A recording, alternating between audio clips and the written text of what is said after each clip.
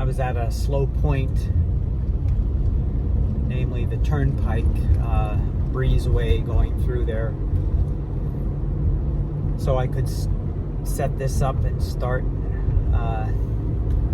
my corner for today. Call this not a regular, but an occasional feature at best. Hopefully a way to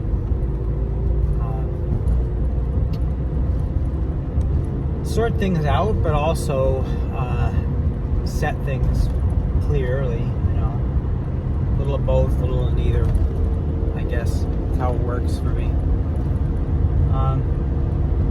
I'm heading to the city of David, Bethlehem, to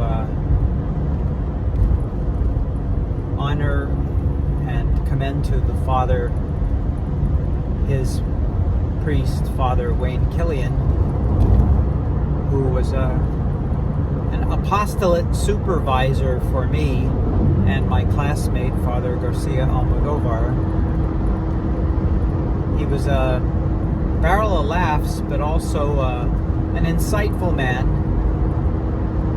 and eager to share it compassionately with other people, especially the suffering.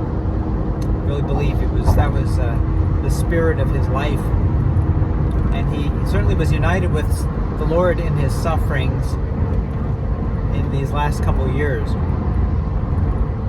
So, eternal rest grant unto him, O Lord. Let the perpetual light shine upon him. May he rest in peace. May his soul and the souls of all the faithful departed through the mercy of God rest in peace. It's always good to pray that prayer. May his memory be a blessing. I'm going to stop squinting now, if you don't mind. Refuel.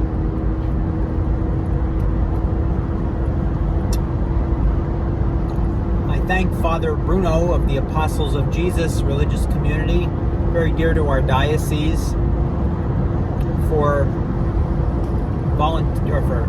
accepting my request to help us out this weekend by taking the masses at Saints Peter and Paul.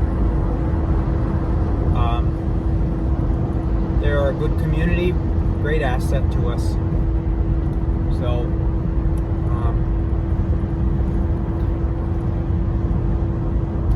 then after that, I'll be still. Every fourth Sunday of the month, I still have the Spanish Mass in Shenandoah, so I will be taking that. And then begins Monday to Friday my annual retreat.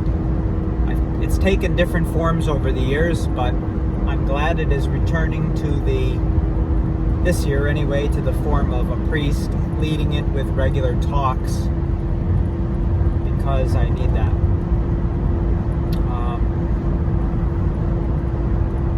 I need that very much. That format is helpful. It focuses somebody like me who can easily lose focus.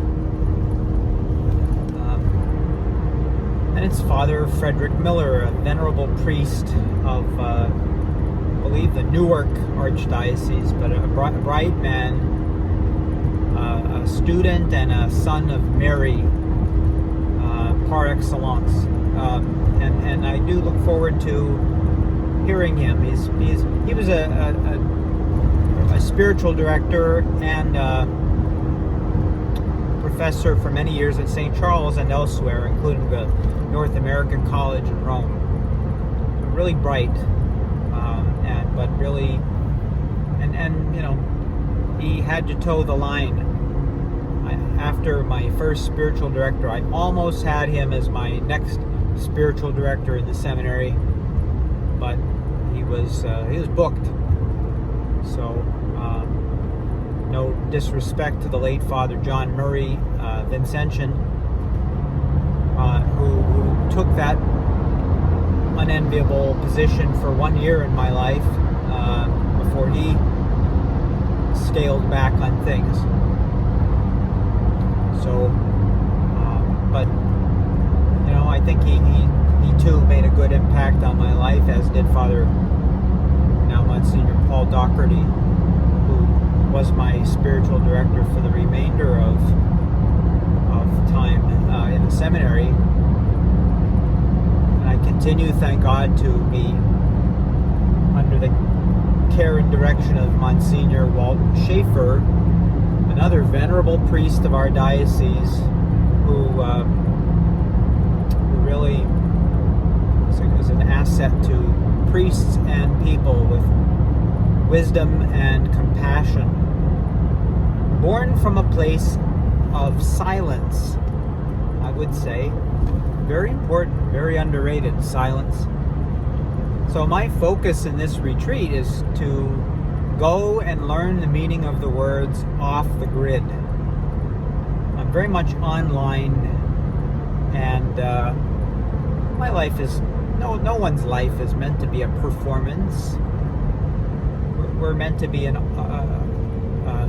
oblation, an offering to God. Granted, those who do so in a way that they make themselves public, I think they certainly expose themselves to greater scrutiny and judgment, greater that's basically it. And I think it doesn't help those who are wont to foster higher expectations of themselves. So it's my prayer simply that it be a time when whatever the Lord desires to foster in me as a result of this will happen, or will, even if in seed form. The parables of these times have been talking about seeds and being planted, and maybe in view of the upcoming weekend, a net being cast into the sea. Just cast it in.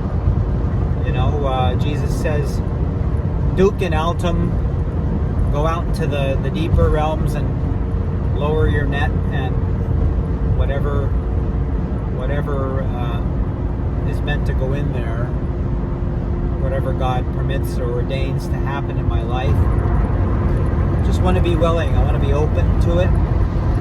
I want to be honest with God and with myself and with my spiritual director and so many others whom I've enlisted in my care, and I know so many people do, and I take you all for granted, the arsenal of care that is present in my life, as I desire to be part of that arsenal or quiver of arrows for others. So let us pray for each other in that regard. I will do that upon the altar at my retreat, and I will ask you to pray for that, for me as well, and as for yourselves. Best way you can help me, especially among you who are Catholics, is to strive to practice the faith as best you can, and to back it up by the life of love of God and neighbor.